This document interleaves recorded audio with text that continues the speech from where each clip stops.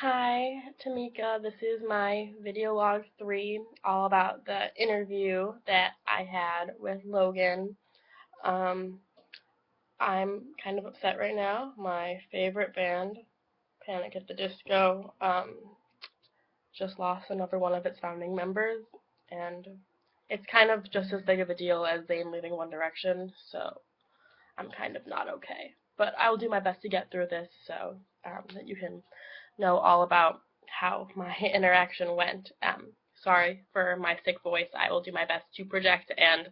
make this video sound as good as possible, even though I'm still, unfortunately, getting over something. Um, so this interaction was really interesting to me. Logan and I, again, just sort of were chilling at my house, or back in my room, not my house,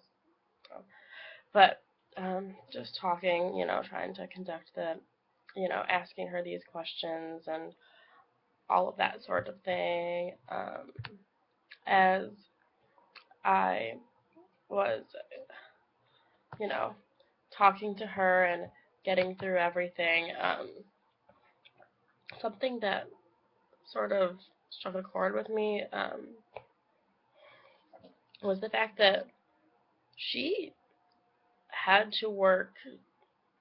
really hard. I mean, I had to work similarly really hard because I have ADHD. I know that this um, sort of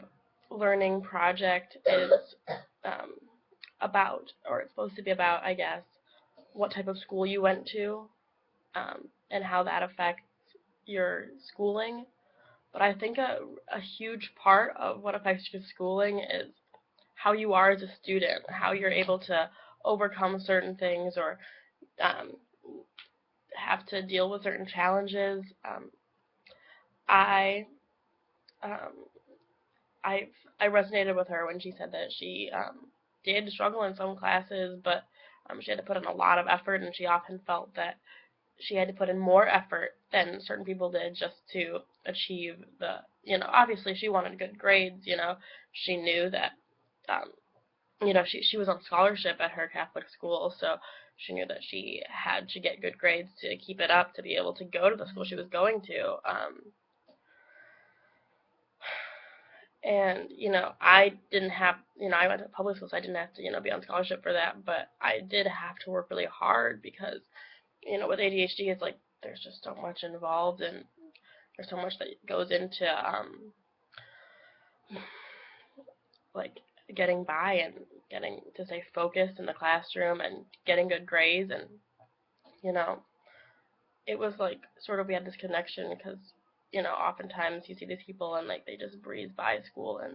it's never an issue for them. They're having the best time of their lives, and that was not the case for either of us. You know she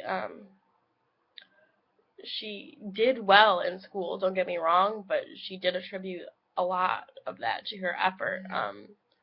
Sometimes I was able to do the same thing. I um, had to put a lot of effort into school, but there were a lot of other times when there was effort that I should have been putting in that I didn't, which is why I struggled a lot. In my early years of high school, especially, um, my grades were just not where they should be, not because I wasn't doing the work, but because I wasn't putting in the effort to try to keep myself organized, to maintain and keep track of where I was putting my work, and just put me in a spiral that was really not where I wanted to be. And um, and so her and I were talking about that, and she was commenting on the fact that you know she didn't have ADHD, but she understands what it's like to have to put in more effort and where that struggle comes from. So a lot of her motivation to succeed came from scholarship money, and of course, while she's here, she's on scholarship, and was working two jobs, which you know maybe it's because I have this cognitive disability, but I couldn't do that. I couldn't be putting so much I couldn't be letting it all ride on whether I'm if I'm not 100% and I slip, like and I was able to, like, not able to go to my university, like, I don't know what I would do, or so, like, I don't know, I began to feel really grateful, that my parents were able to support me through everything, and, you know, and there's times when I know that I was slacking, and, like, the fact that she never can slack, she can never miss a beat, and, like, I can see the stress that it put on her, and, it amazes me, I'm really impressed, but I feel really bad, like, to be expected to achieve so much, when you go to a private school, they expect, you have the resources, you're supposed to do well. And, they assume, they don't treat kids like they're scholarship kids. They treat kids like their parents have all the money in the world, like that they're going to be able to succeed, and that's just how it's going to be. And, people are different. People come from different backgrounds. You can go to a good school and still not have, like, the perfect, like, situation at home. Like, you can still be going through a lot, and it's like, when I was, talking to her, like, I really realized that, and it's like, you never know what a student's gonna go through, and it's like, I was listening to her talk about, like, all of her strategies and things that she did, and, I was really, like amazed that, she was gonna go through so much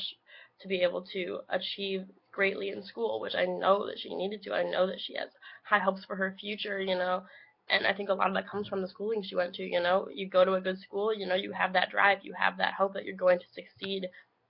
later on in life, and it's like, I think, she enjoys working hard, she enjoys being passionate, and